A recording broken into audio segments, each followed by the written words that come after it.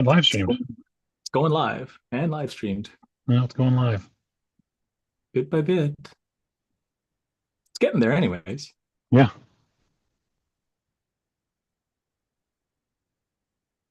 And we are live. All right, I'm playing us in. Here we go. Do it.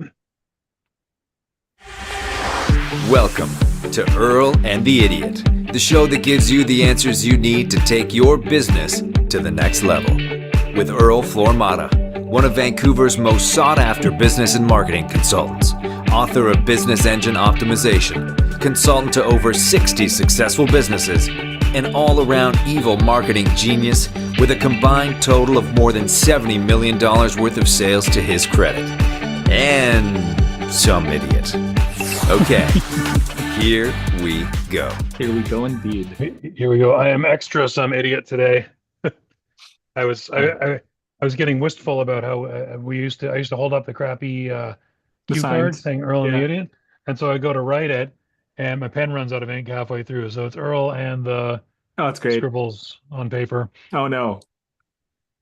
And then we can't Yeah. see it because you got your background blurred or whatever. So yeah. So I Yep. see Earl and some scribbles. So there you go. Earl and the scribble. Earl and the Today's scribble. episode, Earl and the scribble, and then yeah, I had some troubles logging in because I'm doing a remote. This is on location live. I mean, literally every episode is remote, but I'm not in my office today. It's tougher when you're not in the office for the shoot, for sure. I Yeah, I, yeah, I did a couple of them remote, and I didn't like those episodes as much because it was sometimes laggy or like weird or the connection was funny or whatever. Who knows? yeah. I'm using exactly the same pieces of equipment I use at home. Same computer, same headphones, everything the same, except for some reason it just didn't work. Yeah. Possibly laggy internet. We don't know. What's it? What was that quote again? Technology is the problem. Oh no, the problem and solution to all of life's issues. So Right. I always like to tell the bit from Douglas Adams. You know Douglas Adams, who wrote Hitchhiker's Guide to the Galaxy. Mhm. He wrote another book called Last Chance to See, which was about visiting endangered species around the world. Okay. It was a nonfiction book. He actually, did the travels and wrote about it. And he was going to see Komodo dragons. And while he was there looking for Komodo dragons, which are not extinct, by the way, they made it, um, he found this bird on the island. And the bird had this system. When a bird lays eggs, it's got to sit on the eggs to keep them warm, Right. right? Well, that's obviously a problem. The bird can't hunt and gather and, do whatever else it needs to do. So it's a very taxing, and also the bird is now vulnerable. It's in one location, can get eaten. So Right. as a solution, these birds came up with a solution which was quite clever. They build a little compost heap. Okay. They gather up bits of dead leaves and things, and they pile it on top of the egg. And the decomposing, I don't know if you've ever done a compost heap, but the decomposing actually generates heat. Heat, and then the heat hatches the egg. That's brilliant. The heat hatches the egg, and they don't have to sit on it. But here's the thing: the compost Right. um, pile requires maintenance. They have to find just the right leaves, and they have to run around finding those leaves and bringing them. And when the leaves get too composted, they have to remove them, and then The they new have to ones turn the leaf in. pile over and put the bottom Right. on the top and whatever to keep it churning over. So they end up exerting way more effort trying to build the compost heap that saves them the effort of having to sit on the eggs. And Douglas Adams said he thinks this is the perfect analogy for computer technology, which was still new at the time. Well, sometimes it happens nowadays too, right? Like AI isn't quite there for everything, and people try to make it use it for everything. And I'm like, you're not supposed to use it for that, or it's not ready for that yet, Yeah, right? And then they spend 4 hours doing stuff where if they had just done it themselves manually, they'd be done by now, right? yeah, exactly. Well, I learned, I learned that we're doing the project we're working on. I spent a good 8 hours, maybe more, trying to make the spreadsheet work with the AI. Like the AI was outputting the info, but I needed to output all this info in a way we could just drop it into a spreadsheet. Hmm. And that was the tricky part. And that took me 8 hours. But counterpoint, next time it'll take me about 15 minutes. Fair enough. All the fun and games. Yeah, so I am joining you from sunny downtown Harrison Hot Springs today. Sunny. That sounds good. No, but actually, actually when we pulled in, there was blue sky. Okay. It was really cool. We're coming up. It's sort of, I hate to say nestled in a valley because everybody says nestled in a valley, but every beautiful little village is nestled in a valley, but Harrison's really nestled in a valley. Right. And we're coming up the road. It was raining and cloudy all day, and then like literally just Harrison was like lit. So it was like the gold at the end of the valley. What I mean, it was like Nice. all beautifully lit down there. Sun's down now, so nothing's sunny, but it is actually blue sky out there a little bit. Very cool. But yeah, why? Just because we could, just because I can work remotely. So there, everybody. Excellent. How are you doing? Doing okay, hanging in there. I've had a bit of a stomach flu for the last little while, but Oh, it's getting better. A little bit of hot tea because it doesn't hurt, and nice. You but know, I, otherwise, I used to get stomach flus, and people say, "Oh, you got the stomach flu. That's the trouble." Isn't that just food poisoning? What the hell's a stomach flu? I think it's just food poisoning. maybe it is. I don't know. Hmm. It's yeah, just had a stomach ache for the last couple of days, and yeah, Mhm. it's subsided, and it's getting less and less and less as the days go on. So maybe it was food poisoning. Who knows? I took a food safety course when I ran the coffee shop, Hmm. and my girlfriend has taken the food safety course a couple of times at her work, and then again with the coffee shop. And I'm pretty laissez-faire about this stuff, but she in particular is very adamant about, oh, that's been sitting out too long and so forth. And lo and behold, I don't get stomach flus anymore. Except for that one time where she's like, I think that corn's no good anymore. And I said, no, no, this corn's fine. I'm not throwing out this corn, $3 worth of corn. I'm not going to throw away $3 worth of corn. And I ate the corn, and she was right. Yeah, typically, yeah. All right. So food safety for Uh, you. yeah, it's pretty simple. Don't cross-contaminate your raw meat, and make sure nothing stays in the danger zone for 2 hours. That's about it. Right. Yeah, fair enough. Just follow that, you'll be okay. Of course, if you order from a restaurant, you don't necessarily have control over that. 100%. See, I'm in vacation mode. I'm just rattling on and nothing to do with business. All these Well, eager business types have tuned in and they're like, oh, this is just boring talk about food safety. I'm out of here. This is not what I tune in for. We lost well, all our viewers. well, for those of you who are watching and don't know what this show is about, Dan, take Oh, it away. all right, here we go. So, what we do is we digress onto various topics and do not address the thing we're supposed to be talking about. That's the show. No, we're Earl. We have Earl. You heard in the introduction. Smart fella. Lots to tell us about business. I am here to be the idiot. I'm here to ask dumb questions because we like to say, if you don't ask the stupid questions, you don't get the smart answers. And Earl has smart answers to give. The format of the show is we pick a topic. Earl gives a list of things he's been encountering this week. I pick one out of there. Usually, I think the one that'll help me in my own business or my client's business is most. So I very selfishly get my own little personal tutoring from Earl. Um, and we ask AI to give us answers or to lay out best practices. Oops, for the topic at hand. And then we go through what AI says and we agree, disagree, give examples, say why it's good, say why it's not good. And after numerous trial and error, that's sort of the format we've settled on as being best. Eh? Well, I've had most fun with these types of shows because they're not, totally scripted, and sometimes we agree and sometimes we disagree. So yeah, Yeah, you get, it's.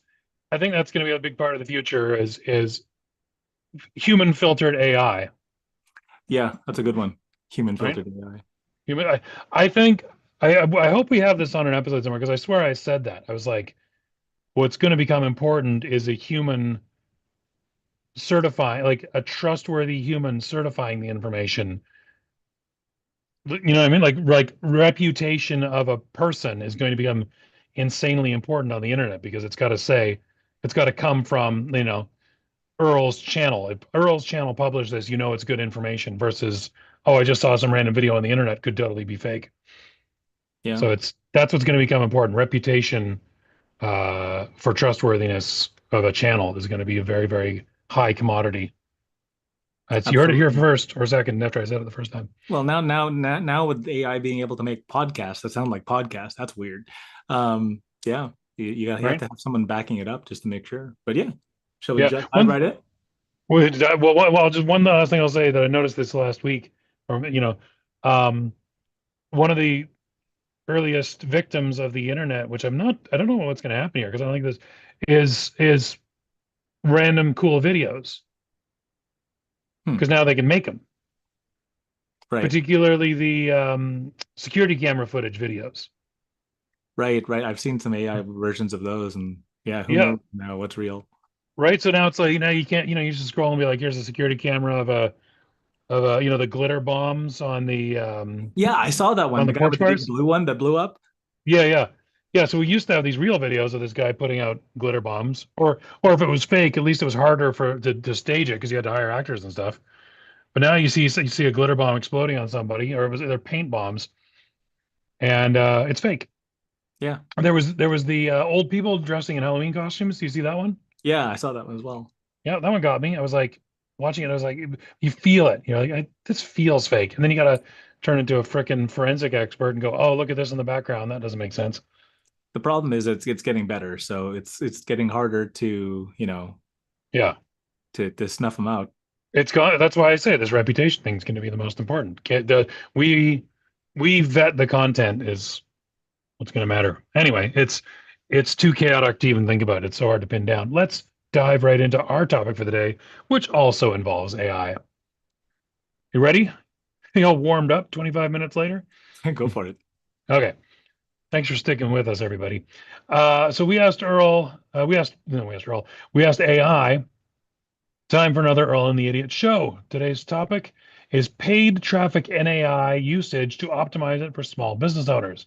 Give me three things to do, two things to avoid, and one red hot tip for utilizing AI in today's paid traffic environment. Does that sound pretty good? Oh, let's see. I haven't read it yet, so I have no idea. We don't know. That's the whole point.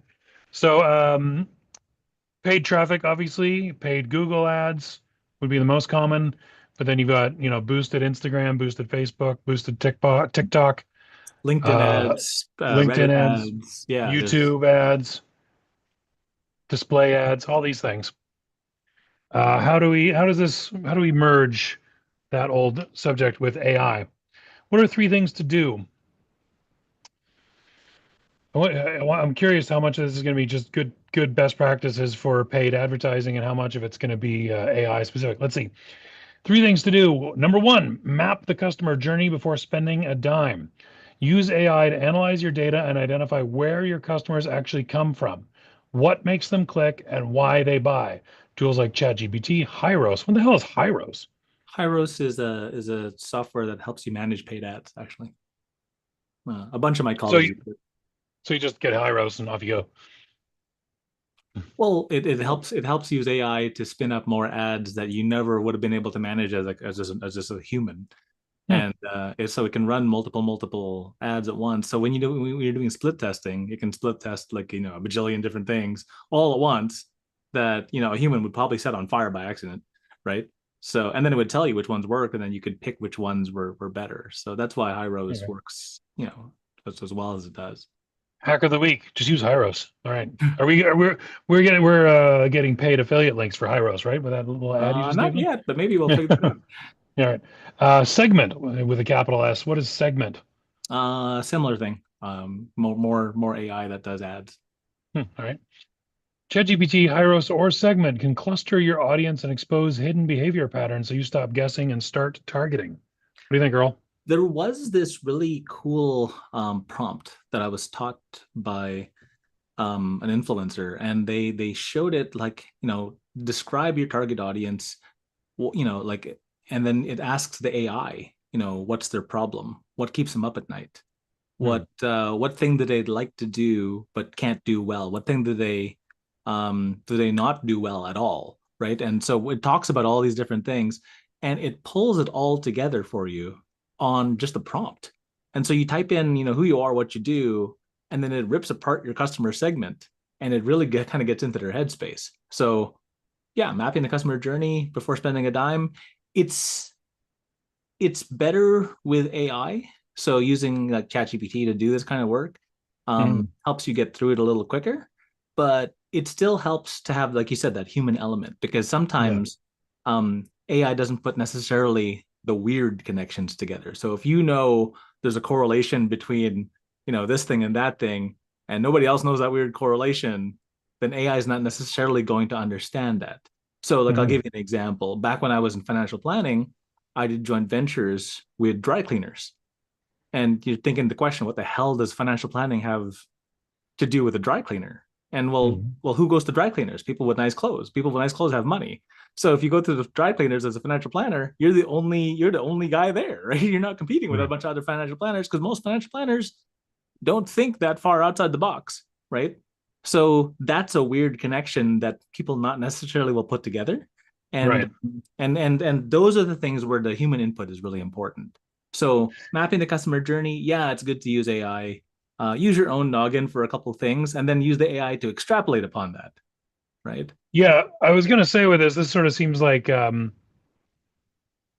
you really gotta be you really gotta be aware of your customers to tell ChatGPT or whoever to describe to them what they're doing. Like if you're opening up a cupcake stand, you've never sold a cupcake to anyone in your life, you're guessing. You don't have good data to give the No, AI.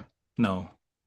But I mean, any good business person, any good marketer, any good person whose job it is to bring leads and bring customers, Hmm. really puts themselves in the shoes of said customer, right? Like Yeah. a really great consultant will walk into your client's office and walk through the customer process. Okay, now we do this, now we do that, now we do this. They're going to discover things that you could do that would be better by Mhm. actually physically being there, right? So there's a Yeah. difference. Yeah. It seems like this would be a good opportunity to use ChatGPT as a sounding board. You say, well, my customer is usually this. What might I be missing here? Or ChatGPT can ask Right. you questions about do they this? Are they this? And Well, question, ChatGPT extract data from you. will You might have always not. show like stuff you never thought of because it can do bajillion calculations per second. But Mm, adding your own special sauce to it makes sure that you're not getting the same answer as everybody else. right. I heard someone use a hack where they gave ChatGPT an IQ, and they said, Answer this like you have a 100 IQ. Answer this like you have a 150 IQ. Answer this like you have a 200 IQ." Hmm. And the answers were totally different each time. Yes, I've seen that Mhm. as well. The difference is that not necessarily the 200 IQ is not always the best one, right? Mhm. Sometimes the dumb one wins because the dumb one Yeah. just gives you some action that you can take right away. So, a wise man once told me bad is better than nothing, right? Yeah. So, because if you're chasing perfect and you never publish, you'll never publish, right? Yeah. I know I've known so many people in my life. Like I call myself an idiot on the show, but I know I'm a pretty smart guy. I can list off, a good half a dozen people I know, maybe more, who are much stupider than me and vastly more successful. Uh-huh. Because You know, what was that? So there was another quote on that, something like the difference between stupidity and courage is that you don't know if it's going to work or not, and the problem is you can't tell which one's which. So yeah, yeah. I'm sitting there thinking about what might be a good idea. Meanwhile, they've started a business and they're already making money. there's people that, like again, not that bright that I know, um, and they fully admit that they're not that bright, and they're killing it in business because they're too dumb to just try it. And because they're trying it, they're iterating. And because they're iterating, they're learning on the fly with real data, right? And so smart people sit there and theorize and just theory craft it and go, yeah, well, if they do this, then that. But the dumb guy is sitting there going, well, this actually happened. So let's change it, right? Yeah, So the real data where it actually happened trumps the just thinking. yeah, yeah. And even with this first step, it's like you could sit there, you're starting a cupcake business. You might think you're really smart and know it all, but if you haven't actually got on the ground experience, you might be feeding bad data, which actually ties into our next point. Number two, thing to do when you're using AI in relation to paid ads, feed the machine with better data, not more data. AI's power depends on the quality of the data you feed it. Tag your leads properly, clean up your CRM, and unify ad account data across Meta, Google, and TikTok. Then use AI tools to predict who's likely to convert next instead of just retargeting everyone. Not sure I understood That's all that. That's a real good one, actually. Hmm. So it's saying the quality of data, and you Right. get different data from different platforms, right? Because LinkedIn will Hmm. tell you one thing, Google will tell you another, right? And depending on the platform, one message might outperform another. And Hmm. so getting all the data from all the platforms and mushing them together and then feeding to the AI gives it this cross-platform, base. Whereas, most people don't really think, well, because it's hard to do that type of analysis manually, right? But with artificial Hmm. intelligence, you can just feed it the data and it'll go, yep, here's some patterns that, we've seen that, it would have taken us months, like humans, would have taken us months to figure out, but the AI goes, well, yeah, here's the data, here's the pattern, ta-da. And then you can use the AI tools to predict better. Um, and that's smarter. Actually, that's a really good one. That AI has outdone itself this one. So that's a I smart one. think I think even something I do understand out of this is, and that I've had experience with is it says tag your leads properly, clean up your CRM. That is so hard to get people to do.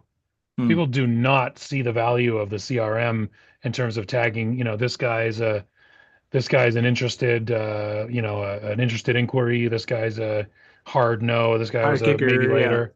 Yeah, right. This guy's a maybe next year. Like I worked so hard with my clients to be like, when you're done the conversation, take a minute and a half and just update their file in your CRM so it's all your CRM data is up to date. Not happened one time. We have an AI now Hmm. from one of my other clients that auto does that for you because we realize that people just hate doing that. Because if you Yeah. think about it, to the sales guy, it doesn't actually help the superstars sell better, Hmm.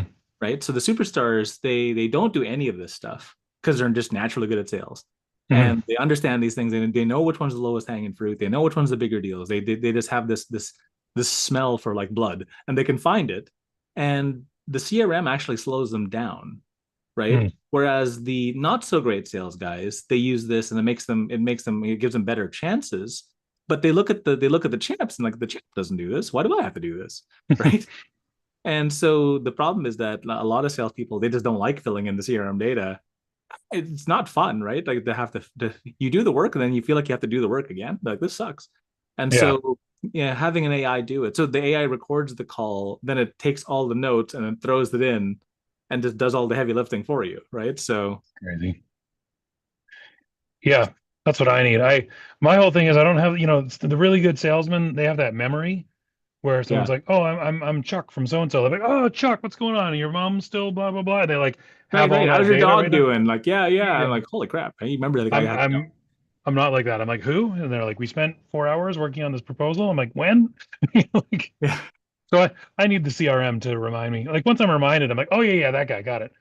But I'm the same way. I'm the same way. I don't yeah. have the steel trap of a memory all the time. Sometimes I do and sometimes I don't. And when I do, it's Mhm. it's unfair. And when I don't, I'm just sitting in the corner eating crayons. So Yeah. My girlfriend has learned when she refers to her friends, she has to give them their full name. She can't just say, "Oh, Kim." She has to say, "Kim, that took us to lunch that one time at that restaurant in downtown." Like, "Oh yeah, of course, Kim, I remember her." right, right. At the full name, not just part of the name. You got to add the experience to it. Exactly. All right. Number three thing to do when you're using AI with paid ads: automate testing and creative iteration. I like this one. Let AI handle A/B testing. Use generative AI to produce multiple ad variations. This is what you just said. These programs do, right? Use generative AI to produce multiple ad variations, headlines, and thumbnails. Then let automated bidding and smart campaigns optimize for performance while you focus on strategy and storytelling. Now, doesn't Google Ads does this automatically, does it not? Or can it Ooh, be not trusted? not No. not to the level that this does it. Yeah. So when you look at stuff like I can't remember the names of the softwares, but there's a bunch of software right now. You give it like one or two headlines, you give it some imagery, you give it some, variations on these things, and it poops out 1,000 for you, right? Yeah. And from the 1,000, you just run the 1,000 and see which one wins, right? And when you're doing it like that, the A/B split testing becomes a little crazy. It's not just A/B; it's like A through Z and then Right. some. Right? So Hmm. when you're testing like 100 ads at the same time, and they're all drawing from the same pool of money, with a top end of how much, that the only the victor is going to come up on top, right? So yeah, 100%. So yeah, humans can't play at this game, right? Yeah. Make a So 1,000 iterations. That's going to take me a month, right? hmm. Do you know does because I know like when you go into Google Ads, you can enter, 4 different headlines and 12 something different descriptions or whatever for your ad, Hmm. the text for your ad, and give it a as many, however many images, and then it does do the, recombining them in different ways until they find what bites. Does it do it with your best interest in mind, or does it do it with their best interest in mind? They're aligned, right? I guess, Google yeah, if you get clicks, you Google get wants clicks, you to right? spend money because they want you to get clicks. So if you're Mm, not getting clicks, you'll stop spending money, which then Google gets sad, right? So right. they want you to do well, right? They have a vested interest in you doing Yeah. well because then you come back and spend more money. Right. But I guess they'd prefer more clicks versus more conversions. Like if you figured out a way to get, 10 clicks and 4 conversions out of it, you're only going to buy the 10 clicks. Not that that's realistic, but uh, you know what I mean? Versus if you got 100 clicks and 4 conversions, well, you've got to spend more for your conversions. Yeah, so you've got to look through a couple things, right? So click through rate is one thing, but then conversion thing is another, right? So you can have the best click through rate in the world because your ad is really smart, but then your Yeah. landing page sucks, and then the conversion sucks. So Right. then you don't make any money. You just stick money in a hole, right? Yeah. So Fair enough. that's no good either, right? So it's got to be a balance, right? Click That through makes sense. rate's got to go through, cost per click has got to go, yeah. I mean, also cost per click isn't everything, right? Like if you have like a $40 click and you get a conversion, then keep it, right? Because if that Yeah. client is worth like $100,000, would you trade $40 for 100,000? Yeah, the answer is yes. So look at it from like an overarching like financial point of view, right? If I trade $40 for 100,000, I'll do that as many times as Google lets me. Yeah. Makes sense. Now, as far as implementing this one goes, using AI, is it just you just got to use the AI programs that exist? Like just ChatGPT couldn't do just something like this. search. No, ChatGPT can't do this. You just search for AI enabled ad and on the internet, and you'll probably find like a bajillion different companies that do the exact same thing. Yeah. Now, Uh, this is better for B2C. We tried doing it for B2B and it couldn't come up with the message hmm. properly. Necessarily, if it's a complex structure. So if it's a really complex structure, this won't work yet, right? Or is a very specified niche market, this Yeah. won't work that well. But if you're trying to sell, socks, sure, right? Right. It's got to be something that the AI has a lot of data about. Sock Yes, and buyers. and simple, right? Something Yeah. that's like really complex, multi-stage, multi-part, and super long sales cycle. It's not going to be as good as the Yeah. yeah. I like to use the example when this was, kind of early days of using ChatGPT. I was like, if I needed it for help making a spreadsheet, no problem. It knows all about Microsoft Excel. It knows every function. It can do it very well. Then I asked it to help me work out how to use this vintage guitar pedal I bought.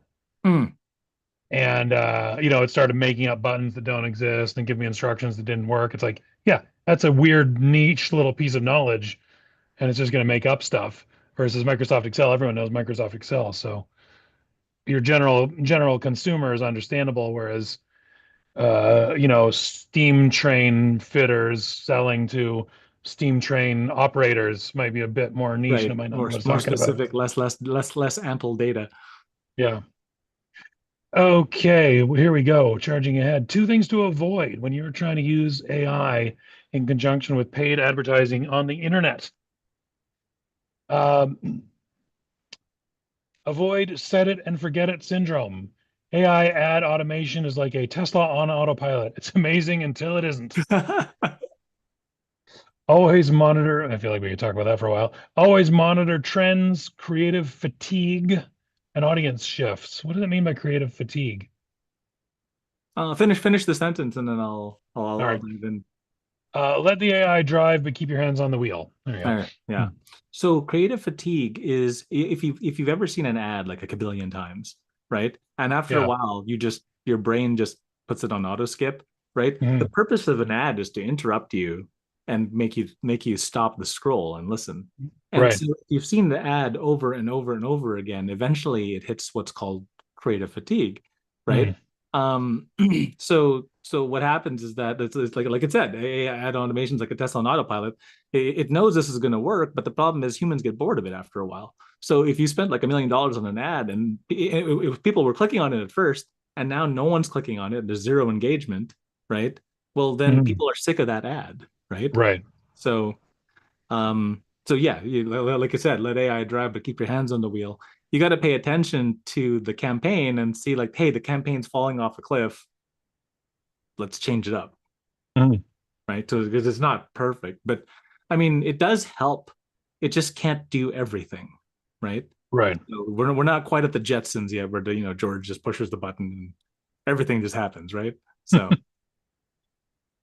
Yeah. It's something, I don't know if this relates or not to creative fatigue, but something I've noticed a lot is, especially with TV and radio ads. I don't listen to radio ads anymore, but back when I did, I noticed this phenomenon where you'd remember an ad.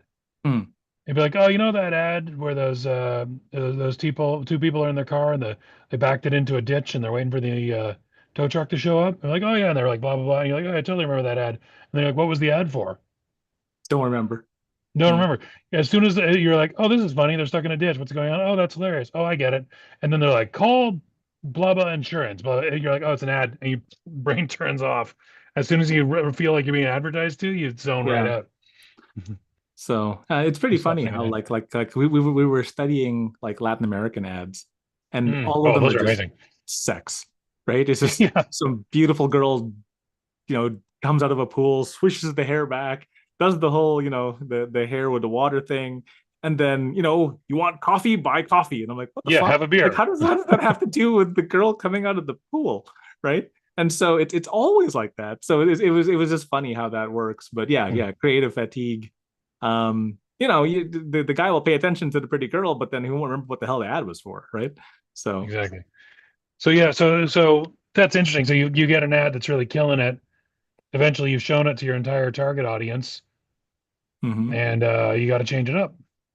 Well, imagine seeing the same YouTube pre-roll a Mhm. thousand times. After a while, it starts to piss you off. You're like, I hate these Yeah, people. I no longer like them, right? Like you might have bought from them at one point, but now you've just seen this damn ad a thousand times. Okay, stop it, right? yeah. I guess there's monitor trends as well.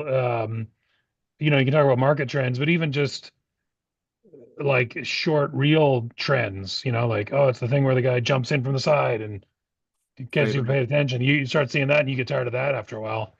You get creative fatigue not from your ads, but from everybody's ads looking the same. Yeah, 100%. If everyone's running the same ad, then you're not going to stand out. Mhm. 100%.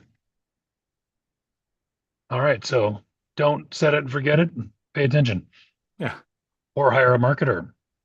Also, yes. Number two, don't chase vanity metrics.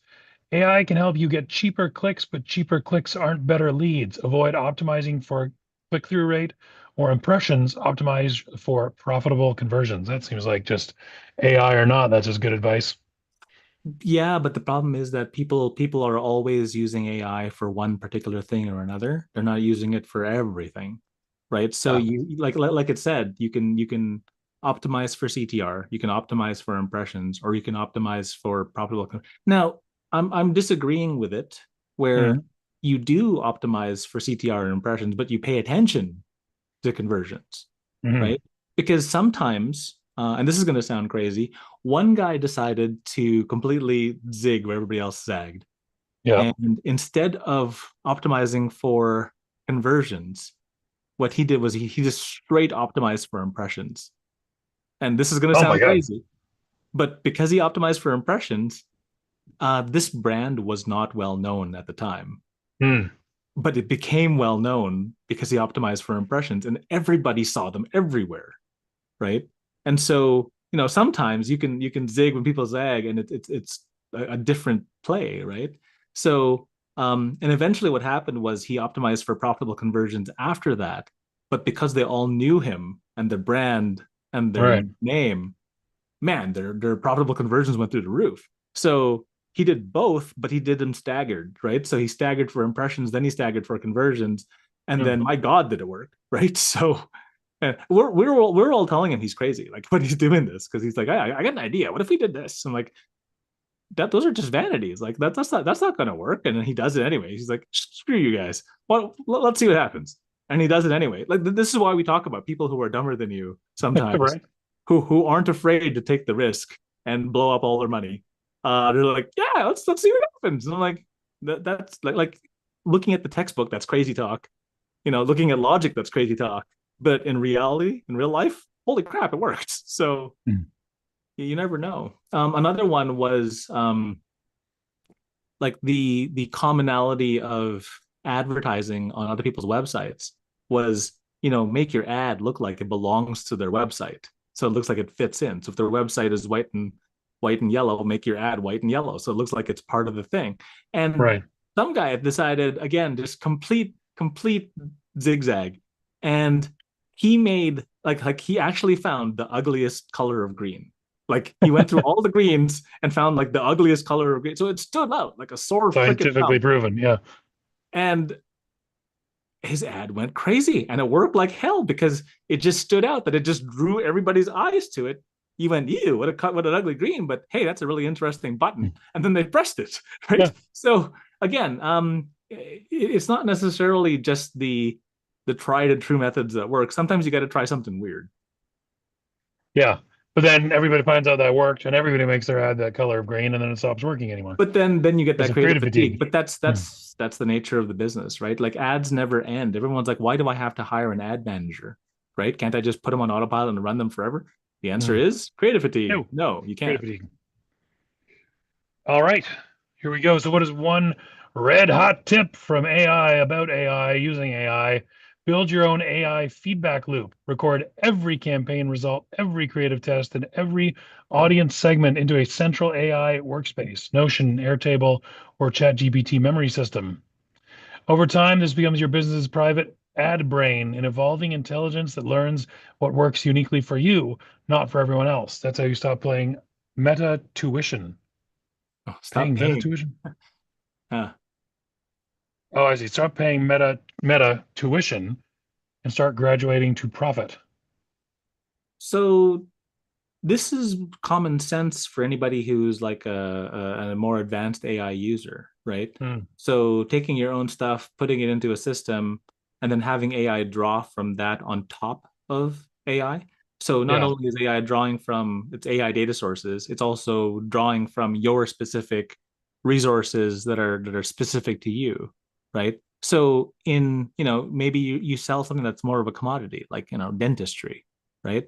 Mhm. But dentistry in one city will be different, very different from dentistry in another city, right? Mhm. So because you've got dentistry in your city data and you feed that to the AI, it can extrapolate from there and then riff off of that.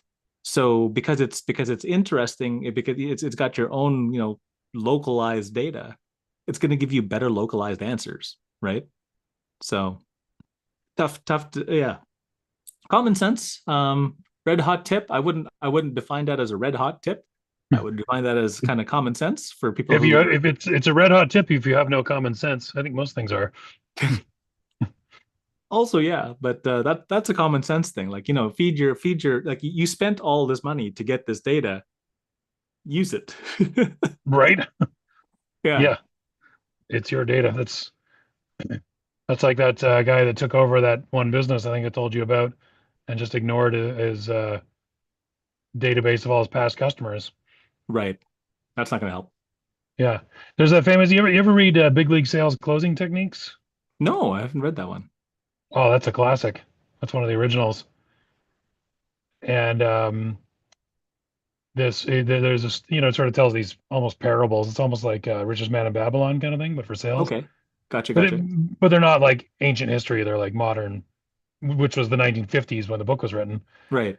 Um, and the guy leaves his son or another salesman or something.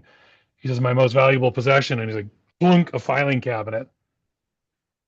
And it's a filing cabinet of all his past customers. And he's like, "There's nothing more valuable I could give you than this." Yeah.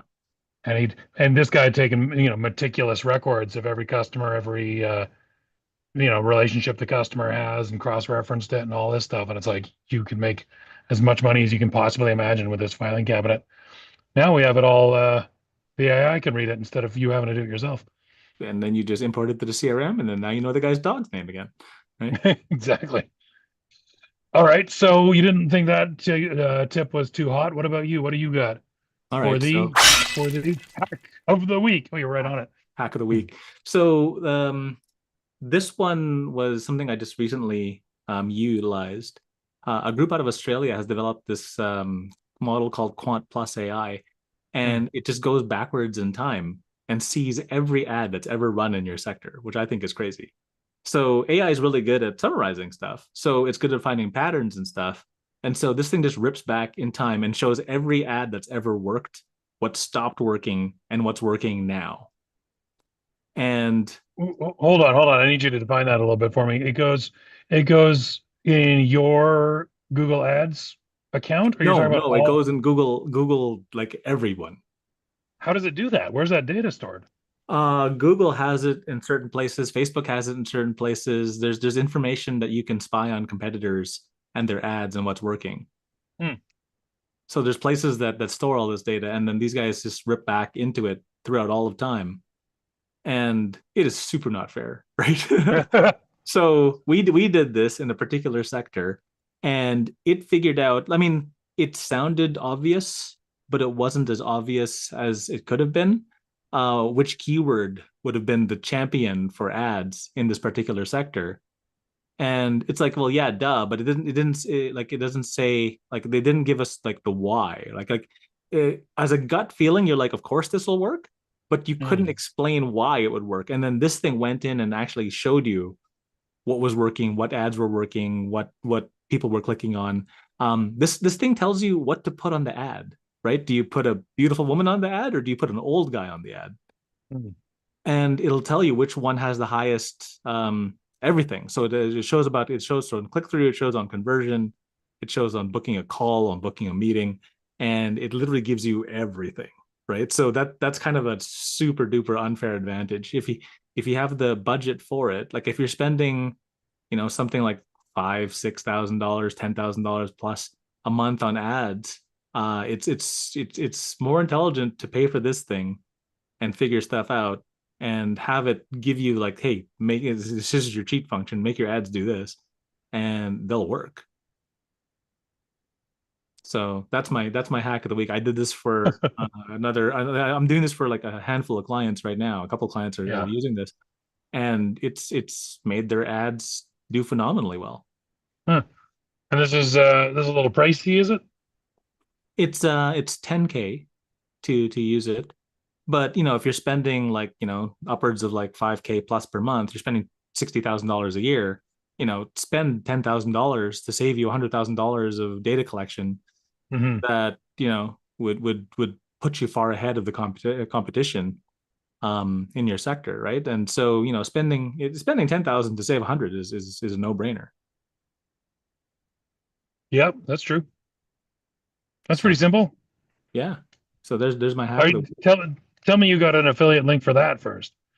Oh, yeah, yeah, my buddy actually is the one who runs it. Oh, okay. So he came to visit one day. He showed this to me. I'm like, there's no way that's real. And so we'll try it, but it can't be that good. He runs the report. He sends the report over. Holy crap, it's good. So yeah, So is there a link in the comments below, or what are we talking about here? just reach out if you do want this. Reach out and connect with me, and I'll just Tell put them you Earl directly sent in you. touch. I'll reach out. No, reach out to you. Yeah, Not don't reach out to him. reach out to me direct, and then I'll just put you directly in touch. So Nice. You heard it here first, folks. Before everyone else gets in on it, and it causes creative fatigue. yeah, no kidding. All right. Well, I You guess got to that's a jump on wrap, everything. mate. that's it. That's all we got. That's our show. So I guess thank you everyone for joining us today from sunny downtown Harrison Hot Springs, and we really appreciate you for tuning in. Love to hear like the show on the like the the stream. Comment would be great. We'd love to hear from you. Thanks for joining us. So, Earl, thank you for all the wisdom, and of course, thanks ChatGPT for making it so easy for us.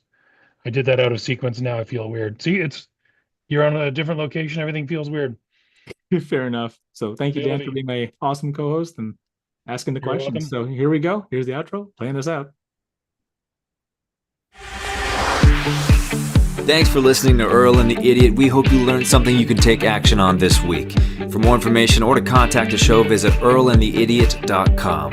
And until next time, remember what Shakespeare said. The fool doth think he is wise, but the wise man knows himself to be a fool.